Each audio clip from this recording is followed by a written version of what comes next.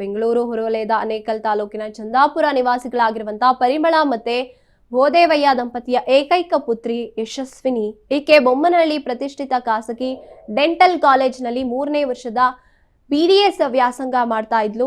Seminar ನೀಡೋದಕ್ಕೆ ಅವಕಾಶ ನೀಡದೇ ಇರುವಂತಹ ಕಾರಣಕ್ಕೆ ರೇಡಿಯಾಲಜಿ ಕೇಸ್ಗಳನ್ನ ಹಂಚಿಕೆ ಮಾಡದೆ ಸತಾಯಿಸೋದು ಮತ್ತೆ ವೈಯಕ್ತಿಕವಾಗಿ ಅವಮಾನ ಮಾಡಲಾಗ್ತಿತ್ತು ಅಂತ ಪೋಷಕರು ಪೊಲೀಸರಿಗೆ ಮಾಹಿತಿಯನ್ನ ನೀಡಿದ್ದಾರೆ. ಇನ್ನು ಬುಧವಾರ ಕಣ್ಣು ನೋವಿನ ಕಾರಣಕ್ಕೆ ಯಶಸ್ವಿನಿ ರಜೆ ಹಾಕಿದ್ರು.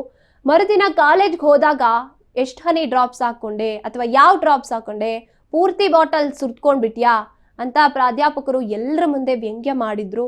ಅದಲ್ಲದೆ ಆಕೆಯನ್ನ ಸ್ಲಮ್ನಿಂದ ಬಂದಂತ ಕೋತಿ ಅಂತ ನಿಂದನೆ ಮಾಡಿದ್ರು ಅನ್ನುವಂತ ಮಾಹಿತಿ ಕೂಡ ಲಭ್ಯ ಆಗಿದೆ. ಇನ್ನು ಘಟನೆಗೆ ಸಂಬಂಧಿಸಿದಂತೆ ಸೂರ್ಯ ಸಿಟಿ ಪೊಲೀಸ್ ಠಾಣೆಯಲ್ಲಿ ಕಾಲೇಜಿನ ಪ್ರಾಂಶುಪಾಲರು ಹಾಗೇನೆ ಸಂಬಂಧಪಟ್ಟಂತ ಪ್ರಾಧ್ಯಾಪಕರು ಸೇರಿದಂತೆ ಒಟ್ಟು 7 ಜನರ ವಿರುದ್ಧ FIR ದಾಖಲಾಗಿದೆ.